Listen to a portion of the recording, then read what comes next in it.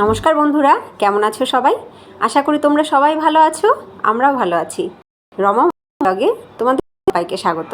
চলে এসেছি আবার আরেকটা নতুন ব্লগ নিয়ে। দুপুরের খাওয়া দাওয়ার পরে বসেছি একটুখানি সেলাই নিয়ে। বহু দিন হয়ে গেছে সেলাইটা নিয়ে বসাই হয় না। ছেলের পরীক্ষা, তারপরে বরের এই ট্রান্সফার, এই সমস্ত কিছু নিয়ে একটু ডিস্টার্ব ছিলাম বলে এটা আর ধরাই হচ্ছিল না। অনেক দিন পরে আজকে আবার একটু সেলাই করতে বসলাম। কবে যে এইটা শেষ হবে, এইটা শেষ হলে বাঁচি বাবা, সেলাই নিয়ে আর বসবো না। সেলাই করতে সত্যি খুব ধৈর্যের দরকার হয়। আর এত বড় বেড কভার নিয়ে তো বসবোই না, ছোটোখাটো কিছু সেলাই করব দরকার হলে। কিন্তু বেড কভার নিয়ে আর বসবো না বাবা। বেড কভার সেলাই করতে যে এত ঝক্কি, আর মেইন বিষয় হচ্ছে ধৈর্য। ধৈর্য রাখাটা খুব মুশকিল, প্রতিদিন নিয়ম করে নিয়ে বসাটাও একটা খুব মুশকিলের বিষয়। তো যাই হোক, এখন যেহেতু ছেলের স্কুলটা বন্ধ, তাই একটু সময় পাচ্ছি এখন এটা নিয়ে বসার। আর ছেলের স্কুল খুলে গেলে ছেলেকে স্কুলে পাঠিয়ে ঘরে এসে তাড়াতাড়ি কাজকর্ম সারতে সারতে আবারও স্কুল থেকে ফেরার সময় হয়ে যায়। তো তখন আর এগুলো করার সময় হয় না।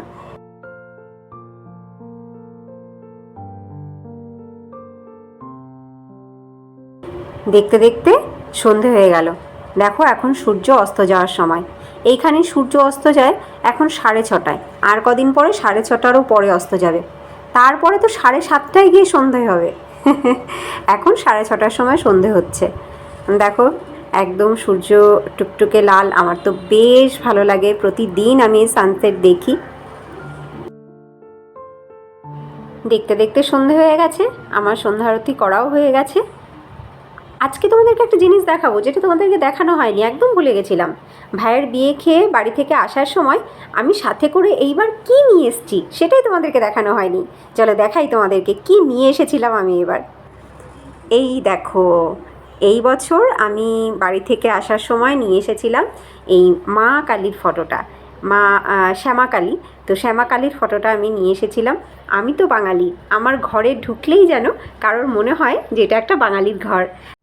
এমন কিছু সিগনেচার জিনিস আমার ঘরে থাকা দরকার, যেটা দেখে সহজেই কেউ বুঝতে পারবে এটা একটা বাঙালির ঘর। সেই সিগনেচার জিনিসের মধ্যে কিন্তু এইটা 1 নম্বর, শ্যামা কালীর ফটো বা মা কালীর ফটো। আর তার সাথে দশভুজা মা দুর্গার ফটো। তো সেই দশভুজা মা দুর্গা আর মা কালী, এই দুজনকে আমি নিয়ে এসেছি এই বছর।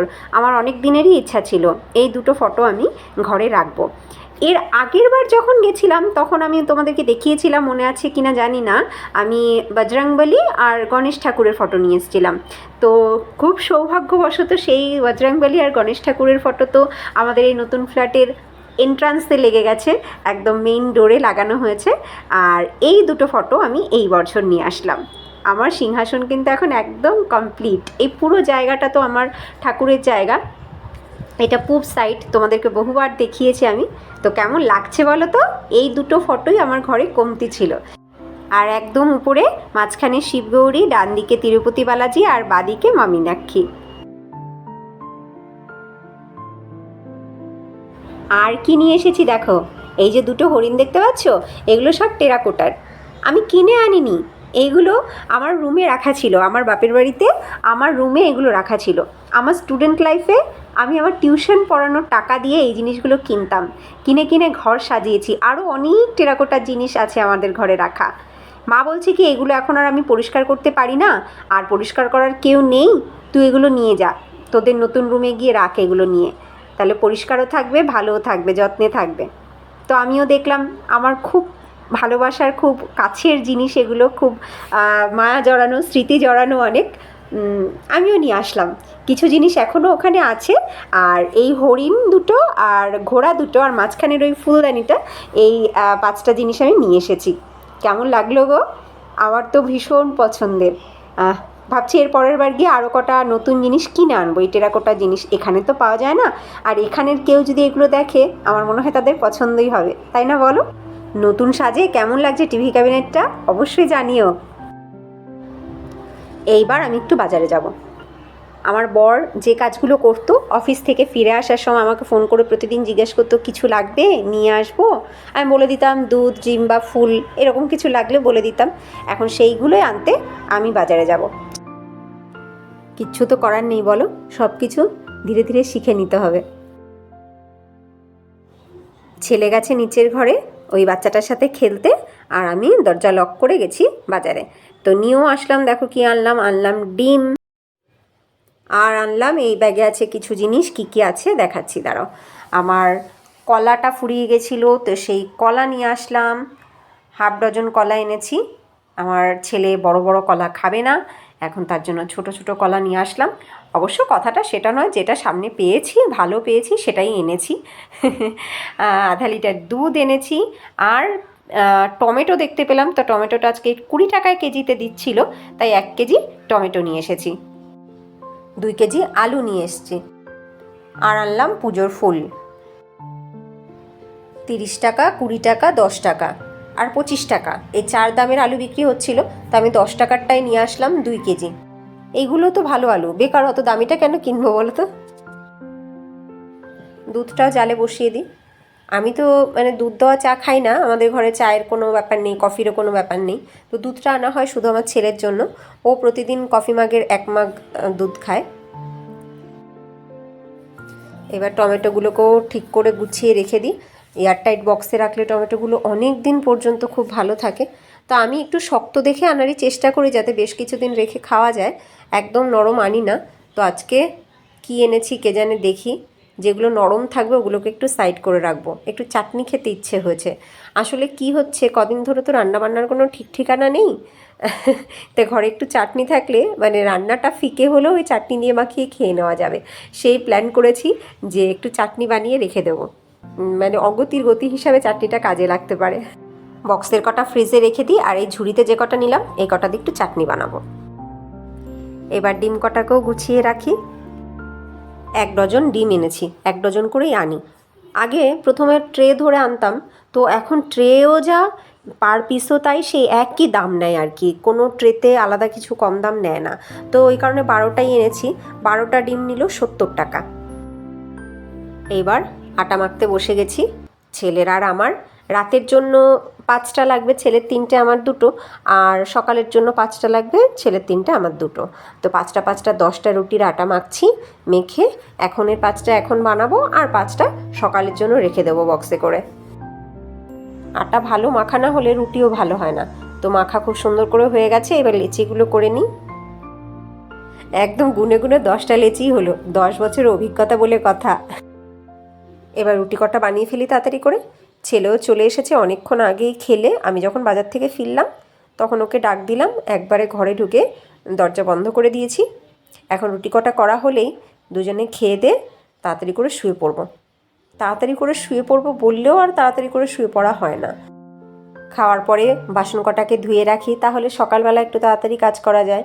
তো সেই বাসন কটাকে ধোবো, তারপরে বিছানা ঝাড়বো, বিছানা করব, ছেলের খেলনাপাতি গুছিয়ে রাখতে সময় লেগে যায়। তো এই করে করে শুতে শুতে মোটামুটি 11টা থেকে 11:30 বেজেই যায় প্রতিদিন।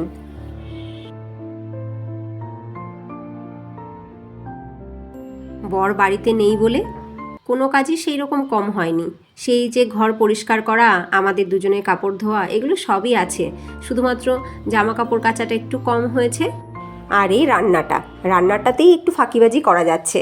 ছেলে আমার এমনিতেই যা খায়, আর আমার একার জন্য রান্না করতে ইচ্ছা করে না। যেমন এখন দেখো 5টা রুটি সুন্দর তাড়াতাড়ি হয়ে গেল। প্লাস্টিকটা পাতাতে আমার কত উপকার হয় দেখো, যা আটা পড়েছে বেলবার সময় সব কিন্তু প্লাস্টিকের উপরে পড়েছে।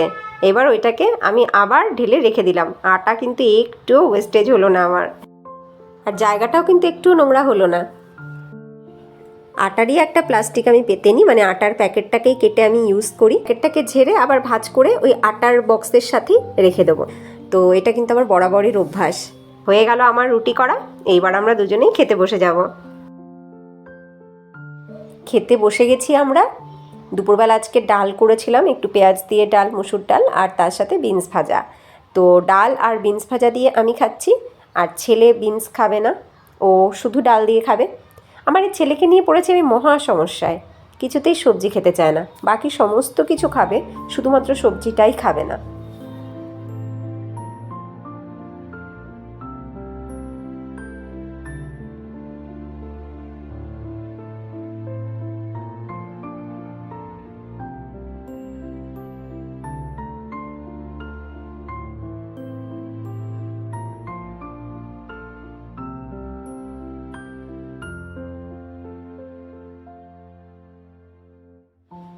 আমার খাওয়া তো হয়ে গেল, এবার ছেলের কতক্ষণে শেষ হয় এটাই দেখার। ও তো টিভির দিকেই তাকিয়ে রয়েছে, ও খাবে কি? আমার ছেলেকে বলেছি তোর দিকে কিন্তু ক্যামেরাটা রয়েছে, সবাই কিন্তু তোকে দেখছে, তুই কি করছিস, তুই আমার গুড বয় না, তাড়াতাড়ি করে খেয়ে নে। যেই ক্যামেরাটা ওর দিকে দিয়েছি অমনি ছেলে আমার তাড়াতাড়ি করে খেতে শুরু করেছে। দেখো খাওয়া আলটিমেটলি হলো ওর। এবার বলছে ডালটা খাবে না, যে না ক্যামেরা তোমার দিকে রয়েছে, সবাই দেখছে তোমাকে, তুমি কি করছো, তুমি গুড বয়ের মতন খেয়ে নাও। তাই সেই ডালও চুমুক দিচ্ছে, ওর মুখটা দেখো বুঝতে পারবে ওর কিন্তু খাওয়ার ইচ্ছে একদম নেই। আমাদের খাওয়া দাওয়া তো হয়ে গেল, এবার বরকে ফোন করব, শুনবো সে খেলো কিনা।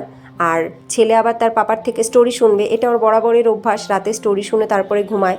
তো ছেলে ওর পাপার থেকে স্টোরি শুনবে, আর তারপরে আমি আমার বরের সাথে কথা বলবো। ততক্ষণ আমি বাসন কটা ধুয়ে আসি। সারাদিনে বহুবার কথা হয়েছে, ভিডিও কলে কথা হয়েছে, কিন্তু রাতে শুতে যাওয়ার আগে তো কথা কম্পালসারি।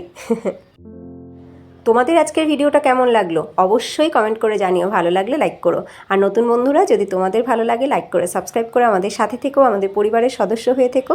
আবার তোমাদের সাথে দেখা হবে নেক্সট ভিডিওতে। সবাই ভালো থেকো, টাটা।